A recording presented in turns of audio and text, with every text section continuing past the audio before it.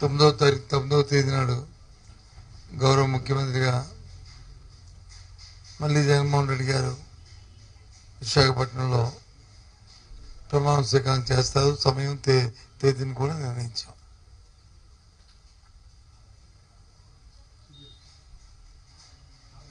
మీరు అడగచ్చు, ఏంటి సార్ అంతా నమ్మకమని.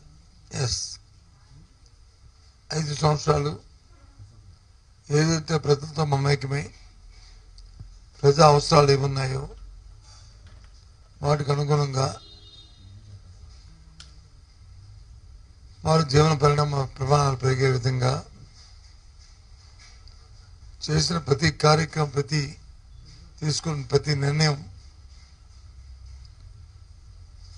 వారి తాలూకా ఆర్థిక పరిస్థితి మెరుగుపడమే కాకుండా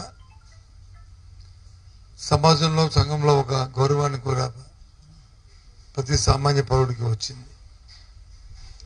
ముఖ్యంగా మహిళలకి పెద్ద ఎత్తున అభిమానాన్ని గత ప్రభుత్వంలో చంపుకునే పరిస్థితులు ఉండేవి. ఇప్పుడు వాళ్ళకి ఆ పరిస్థితులు లేకుండా ఆత్మాభిమానం పెంపొందించుకుంటూ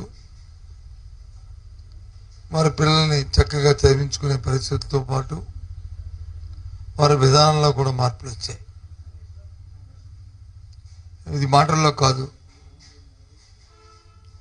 ఏ సూచిక తీసుకున్నా